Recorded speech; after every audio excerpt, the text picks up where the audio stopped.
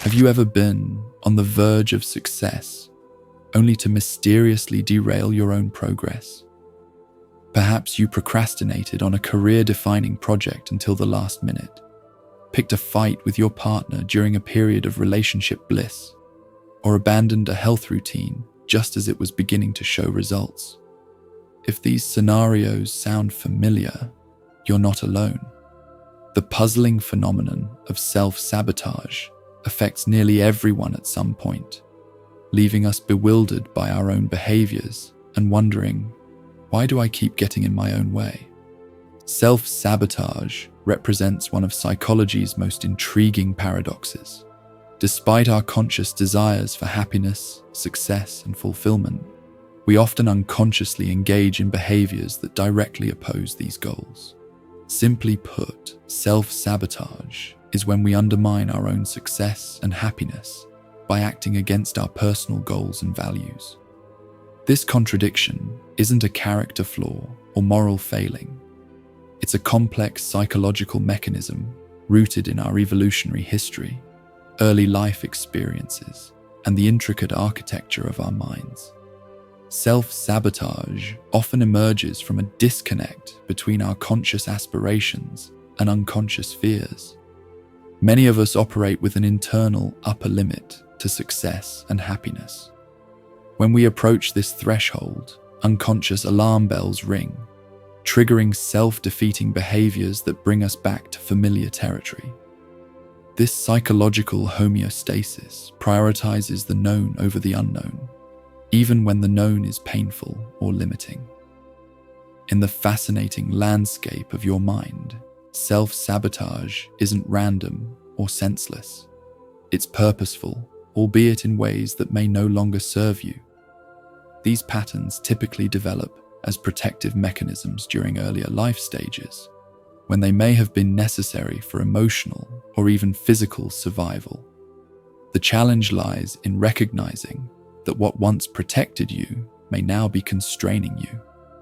Understanding the psychology of self-destruction reveals how unconscious fears and limiting beliefs operate beneath your awareness, silently directing your actions away from your stated goals. This insight, paired with practical strategies to identify these patterns in real time, can transform your relationship with yourself, allowing you to step fully into your potential without the mysterious interference of self-defeating behaviors. Self-sabotage comes in countless forms, each uniquely tailored to our individual vulnerabilities. For some, it manifests as chronic procrastination, delaying important work until the pressure becomes unbearable. For others, it appears as relationship sabotage, picking fights, creating drama, or choosing unsuitable partners. Many experience it through perfectionism, setting impossible standards that paralyze action or lead to burnout. Humans are naturally drawn to what feels familiar, even when that familiarity is painful. Our brains are wired to prefer known discomforts over unknown possibilities. This neurological preference creates what psychologists call a comfort zone. Not because it's comfortable in the traditional sense, but because it's predictable. Consider someone raised in a chaotic household. As an adult, they might unconsciously create chaos in their otherwise stable life, because order and calm feel unsettlingly unfamiliar. Their brain, seeking patterns it recognizes, pulls them back toward the disorder they've been programmed to navigate. Perhaps the most subtle form of self-sabotage is the refusal to genuinely try. Many people unconsciously prefer living with unlimited theoretical potential rather than confronting their actual limitations. By never fully committing to a goal, whether it's writing a novel, building a business, or mastering a skill, they protect themselves from discovering they might not be as capable as they imagine. This creates a strange paradox. The fear of discovering limitations becomes more painful than the reality of never achieving dreams. The idealized what could be self remains safely preserved in imagination, never tested against reality's resistance. A person might claim they want to become a professional musician while consistently avoiding practice, lessons, or performance opportunities. The avoidance isn't laziness, it's protection. As long as they don't truly try, they can maintain the comforting belief that success remains possible, just perpetually deferred. We all carry internal narratives about who we are and what we deserve. These core beliefs form early in life through experiences with caregivers, peers, and authority figures. Negative core beliefs, such as, "I'm not good enough," "I don't deserve success," or "I'll inevitably be abandoned," create powerful unconscious directives to ensure reality matches our internal story. The inner critic, that harsh internal voice cataloging flaws and predicting failures, serves as the enforcer of these beliefs. When life starts contradicting a negative core belief, perhaps through unexpected success or positive relationships, the inner critic intensifies, driving behaviors that will realign reality with the familiar negative self-image. Someone who fundamentally believes they don't deserve success might receive a promotion and immediately engage in behaviors that jeopardize their new position, missing deadlines, creating conflicts with co-workers, or undermining their authority. Their actions aren't random. They're orchestrated to confirm the deeply held belief that success isn't sustainable for them. Achievement carries weight. With success comes increased visibility, higher expectations, and greater responsibility. For many, this prospect triggers overwhelming anxiety. Self-sabotage provides an escape route from these pressures. By undermining their own efforts, a person can avoid the burden of maintaining success or meeting others' heightened expectations. This fear of success, distinct from fear of failure, manifests when people approach significant breakthroughs or transitions in their lives. A student who consistently performs well until final exams, then suddenly stops studying, might be unconsciously protecting themselves from the expectations that would accompany graduation and career advancement. This sudden academic decline provides an explanation for underachievement that feels more controllable than facing unknown pressures of success. Paradoxically, these self-defeating behaviors often provide a sense of control.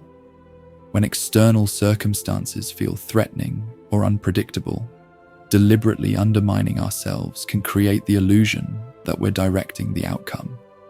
If rejection or failure seems inevitable, many people prefer to cause it themselves rather than waiting helplessly for it to happen. This pattern frequently appears in relationships.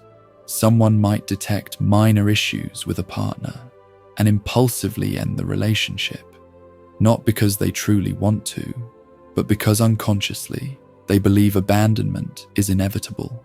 By being the one to leave first, they maintain a sense of control over the painful experience they believe cannot be avoided. Understanding these core mechanisms reveals why simply trying harder rarely solves these destructive tendencies. These behaviors serve deep psychological purposes, maintaining identity, providing control, and protecting from feared outcomes. Recognition of these patterns marks the first crucial step toward dismantling them.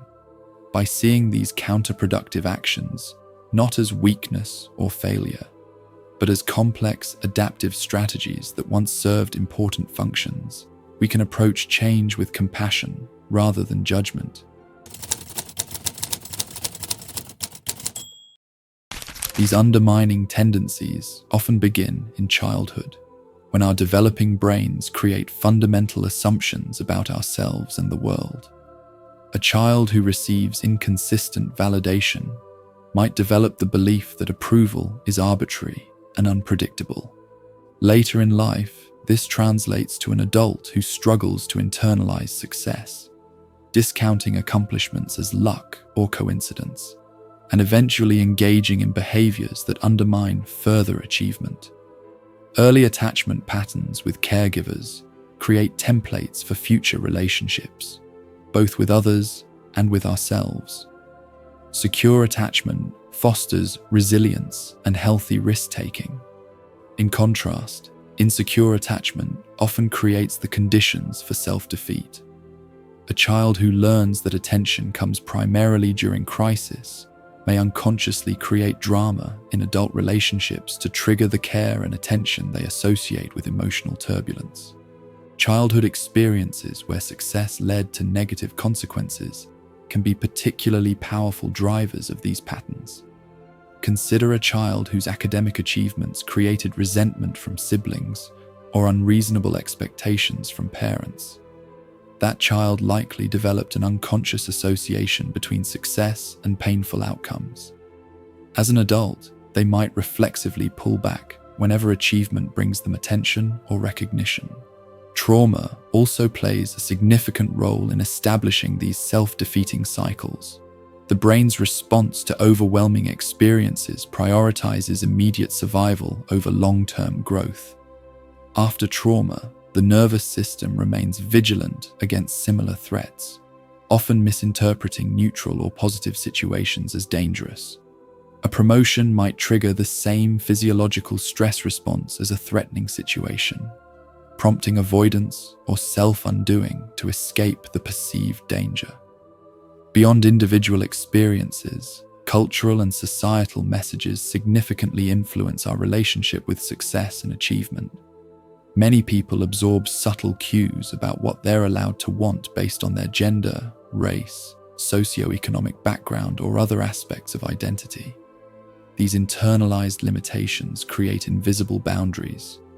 When we approach them, automatic self-limiting behaviors often activate to prevent us from transgressing these unwritten rules. Someone raised in a community where financial success was viewed suspiciously, where wealthy people were characterized as greedy or corrupt. As an adult, this person might unconsciously undermine career advancement or financial opportunities to avoid becoming what they were taught to disdain, even if their conscious mind desires prosperity. The evolutionary perspective offers another layer of understanding. Our brains evolved prioritizing survival and social acceptance over individual achievement or happiness. From this viewpoint, these counterproductive behaviors sometimes represent the ancient part of our brain, protecting us from perceived threats to our survival, like social rejection or resource competition. When someone holds back from standing out or demonstrating exceptional abilities, they might be responding to deeply encoded evolutionary pressures to maintain group harmony. The primitive brain doesn't distinguish between actual life-threatening rejection by our ancestral tribe and the momentary discomfort of outshining colleagues in a meeting. Neurologically, these patterns often involve conflict between different brain regions. The prefrontal cortex, responsible for planning, goal setting, and rational decision-making, might clearly see the benefits of completing a project. Meanwhile, the limbic system, our emotional brain, might associate achievement with childhood experiences of criticism or increased pressure. When the emotional brain detects a threat, it can hijack rational processes, leading to procrastination, avoidance, or other counterproductive behaviors. This explains why simply understanding these patterns intellectually often isn't enough to change them. Knowledge typically resides in the rational brain, while self-defeating behaviors operate from the emotional brain and body. Transforming these tendencies requires approaches that address both systems, combining cognitive understanding with emotional processing and somatic awareness. Genetics and temperament also influence susceptibility to certain forms of self-limitation.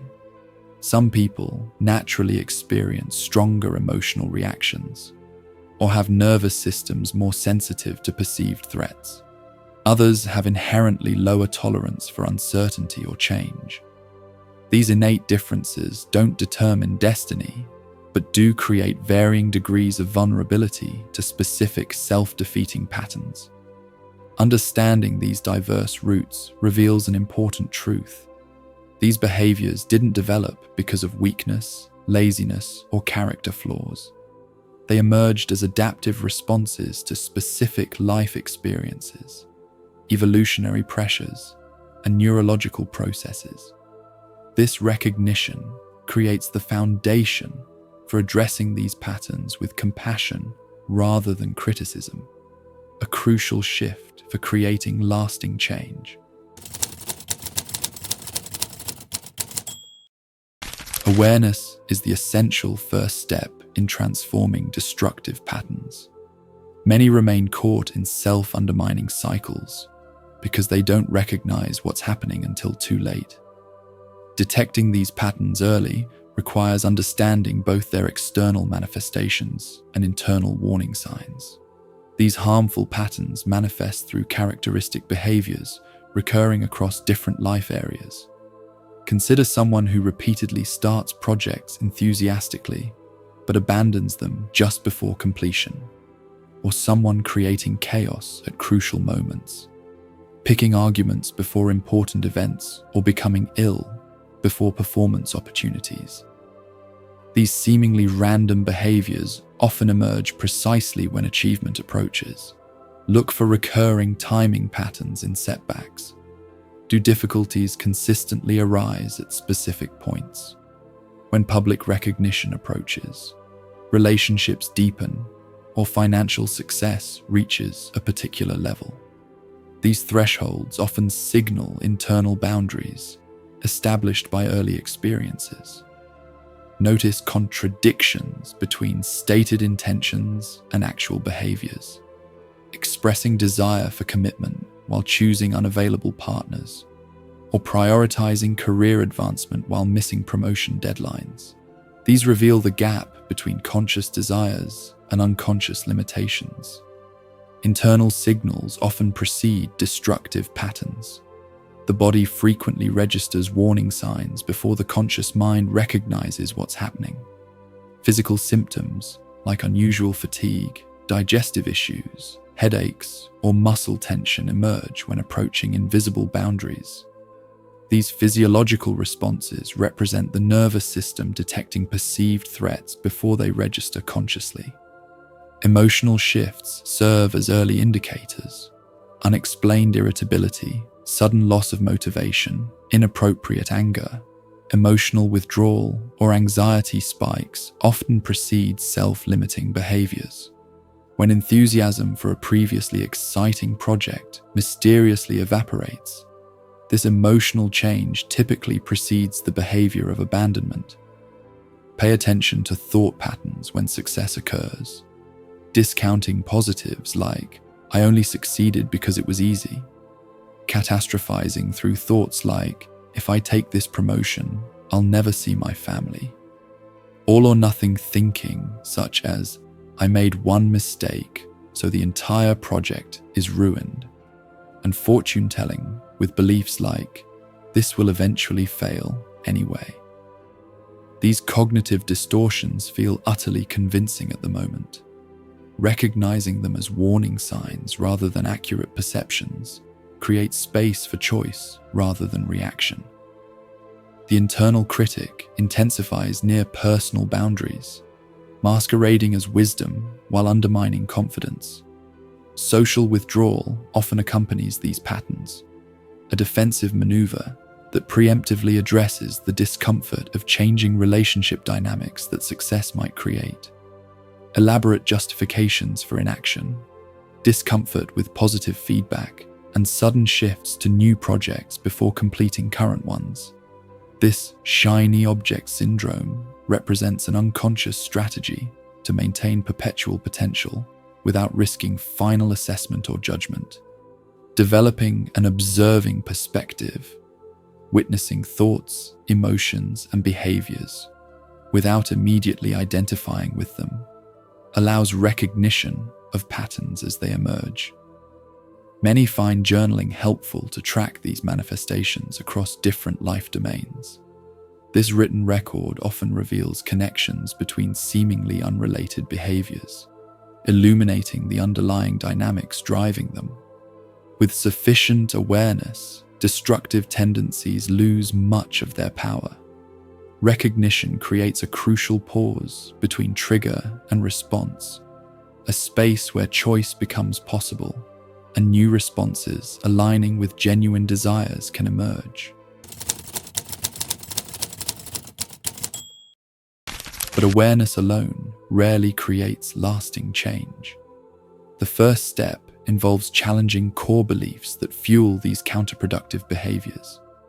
These fundamental assumptions about ourselves and the world typically operate outside conscious awareness, yet drive much of our behavior. Common limiting beliefs include, I don't deserve success, I'll be rejected if I stand out, or I'm fundamentally flawed. These beliefs feel like absolute truths, rather than interpretations of experience. Identifying these beliefs requires honest self-examination. Look for absolutist statements about identity or capability that emerge during difficult moments. Pay attention to underlying assumptions revealed by patterns of behavior. Someone who consistently undermines relationships might hold the core belief, I'm fundamentally unlovable, or intimacy leads to pain. These beliefs create self-fulfilling prophecies through the behaviors they generate. Once identified, challenge these beliefs through systematic questioning. What evidence supports this belief? What contradicts it? Where did I learn this? How would I view someone else in my situation? This cognitive work creates space between the belief and reality, reducing its power to drive behavior. Address the emotional component of these patterns, as logical understanding alone rarely creates change, because these mechanisms operate primarily through emotional and physiological pathways. Processing emotions connected to limiting beliefs, especially fear, shame, and grief, allows transformation at a deeper level than cognitive work alone. This might involve journaling, somatic practices, or therapy to fully experience emotions that have been avoided. Create new neural pathways by deliberately practicing alternative responses when triggering situations arise. Someone who typically abandons projects near completion might acknowledge the urge to quit while taking one small action to continue. Another who habitually creates relationship conflict might recognize the impulse to argue while choosing vulnerability instead. These alternative responses become more accessible with practice. External structure provides crucial support during this process. Our determination fluctuates, especially when approaching psychological thresholds that trigger discomfort. External accountability through relationships, systems, or professional support creates containment that helps navigate difficult passages, compensating for internal fluctuations. Address the physical dimension, as destructive mechanisms operate partly through the body's response to perceived threats. The nervous system registers approaching thresholds as potential danger, triggering physiological stress responses. Practices that regulate the nervous system, breathing, meditation, exercise, help maintain equilibrium when approaching triggering situations. Include self-compassion in your approach. Many attempt to overcome destructive tendencies through harsh criticism, believing they can shame themselves into different behavior. This typically reinforces the very mechanisms driving the problematic patterns. Self-compassion brings understanding to root causes while maintaining commitment to different choices. Engage in identity work, as many destructive patterns connect intimately with self-definition. If someone's identity includes being always reliable in crisis, behaviors maintaining this identity will persist despite costs. Creating new identity narratives about who you're becoming creates bridges between current reality and desired change. Gradually expose yourself to feared outcomes. Many destructive patterns protect against specific imagined consequences: rejection, visibility, vulnerability. Systematically experiencing controlled versions of these situations while developing coping skills reduces their power to trigger protective mechanisms and builds tolerance for the experiences these patterns evolve to avoid. Accept that progress rarely follows a linear path. Setbacks and regression are inevitable elements of change rather than evidence of failure. When old patterns re-emerge, view this as valuable information, providing deeper insight into specific triggers and needs. Transformation ultimately involves evolving your relationship with yourself. These destructive tendencies often represent attempts to manage threatening internal experiences. Developing capacity to be with these experiences without immediate reaction creates the foundation for lasting change.